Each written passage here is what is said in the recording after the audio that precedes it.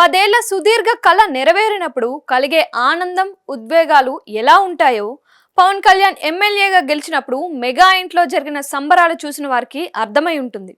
శాసనసభలో అడుగు పెట్టాలన్నది పవన్ కళ్యాణ్ లక్ష్యం. అందుకోసం 10 ఏళ్ల పాటు అవిశ్రాంత పోరాటం చేశారు. ప్రత్యర్థుల తిట్లు, శాపనార్థాలు భరించాడు. ఎగతాళిలు, వేలాకోలాలు సహించారు. అలు పెరగని పోరాటంతో అనుకున్నది సాధించారు. పిఠాపురం నియోజకవర్గం నుంచి ఘన విజయం సాధించారు. గెలిచింది తానొక్కరే కాదు, జనసేన నుంచి పోటీ చేసిన మిగతా 20 మందికి విజయాలను ఇచ్చారు. ఇదో చరిత్ర. మెగా ఫ్యామిలీలో చిరంజీవి తర్వాత ఎమ్మెల్యే అయింది పవన్ కళ్యాణ్ మాత్రమే. అందుకే ఆ కాంపౌండ్లో సంబరాలు మిన్నంటాయి. ఎమ్మెల్యేగా గెలిచిన తర్వాత మొదటిసారి చిరంజీవి ఇంటికి వచ్చిన పవన్ కళ్యాణ్కు ఘన స్వాగతం లభించింది. చిరంజీవి ఇంటికి చేరుకుంటున్నప్పుడు డప్పుల మోత మొదలైంది. బాణసంచా చప్పుళ్ళు మారు మోగాయి. కారు దిగి చిరంజీవి ఇంటి లోపలికి వెళ్లేంత వరకు పవన్ పై పూల వర్షం కురుస్తూనే ఉంది.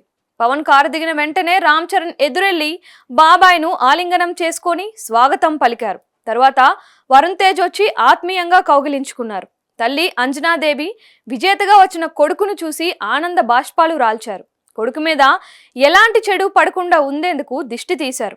కొడుకును చూసుకొని మురిసిపోయారు. పుత్రగాత్ర పరిశ్వంగ సుఖాన్ని ఆనందించారు. చిరంజీవి భార్య సురేఖ మరిదికి హారతిచ్చారు. పెద్ద కొడుకు లాంటి పవన్ ను ఆలింగనం చేసుకొని మురిసిపోయారు. భార్య అన్నా లెజెనెవా, కొడుకు అకీరాతో వచ్చిన పవన్ కు చిరంజీవి ఎదురెళ్లారు. అన్నయ్యను చూసిన వెంటనే పవన్ ఆయన కాళ్లకు నమస్కరించారు. తమ్ముణ్ణి ఆప్యాయంగా లేపిన చిరంజీవి ముద్దిచ్చి ఆలింగనం చేసుకున్నారు. పెద్ద పూలమాల వేసి సత్కరించారు. తర్వాత తల్లి అంజనాదేవికి, తల్లి లాంటి వదిన సురేఖకు పాదాభివందనం చేశారు పవన్.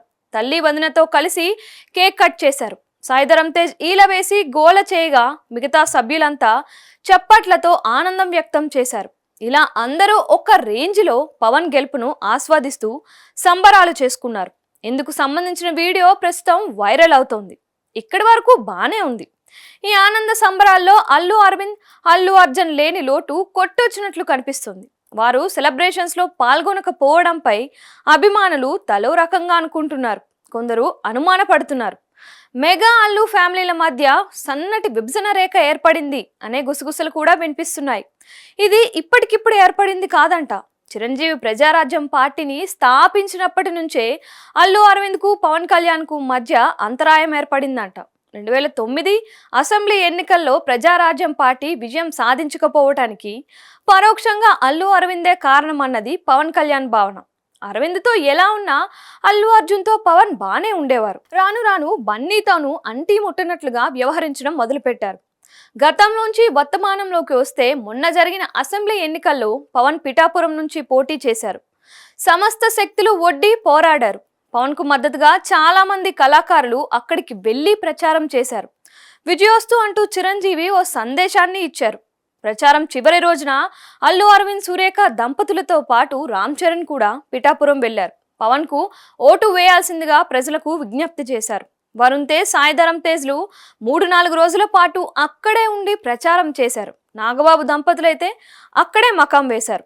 ఎటొచ్చి అల్లు అర్జునే ఇక్కడ కనిపించలేదు. చిత్రం ఏంటంటే ప్రచారం చివరి రోజున అల్లు అర్జున్ నంద్యాల నియోజకవర్గానికి వెళ్లారు. అక్కడ వైఎస్ఆర్ కాంగ్రెస్ తరపున పోటీ చేస్తున్న తన ప్రియమిత్రుడు శిల్పా రవిచంద్రారెడ్డికి ప్రచారం చేశారు. అదేమని అడిగితే రవిచంద్రారెడ్డి తనకు సన్నిహిత మిత్రుడని, అందుకే తాను అక్కడికి వెళ్లానని అల్లు అర్జున్ వివరణ ఇచ్చుకున్నారు. అదే సమయంలో పవన్ కళ్యాణ్ విజయాన్ని ఆకాంక్షిస్తూ సోషల్ మీడియాలో ఓ పోస్ట్ పెట్టారు.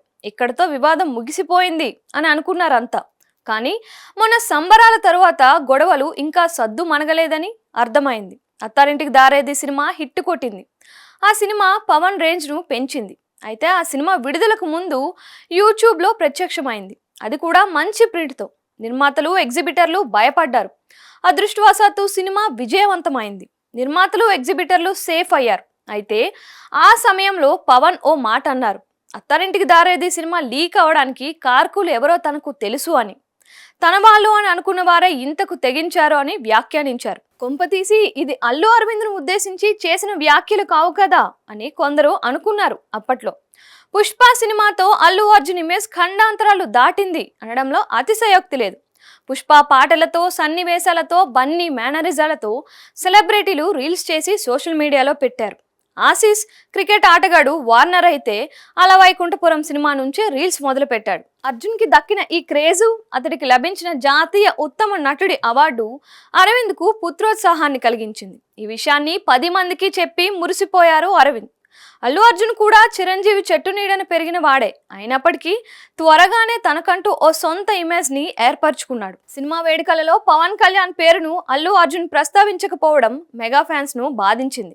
అప్పుడే అర్జున్ తమవాడు కాదని డిసైడ్ అయ్యారు మెగా పవర్ స్టార్ అభిమానులు. ఇవన్నీ పవన్ అల్లు అర్జున్ మధ్యన ఉన్న అంతరాన్ని మరింత పెంచాయి.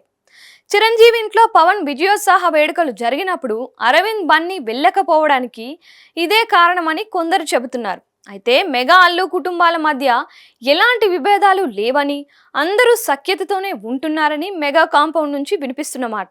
ఎవరి వర్షన్ ఎలా ఉన్నా వేడుకలకు అర్జున్ అటెండ్ కాకపోవడంపై చాలా మంది చాలా రకాలుగా అనుకుంటున్నారు. వీటికి ఫుల్ స్టాప్ పెట్టాలంటే అల్లు అర్జున్ రియాక్ట్ అవ్వాల్సిందే.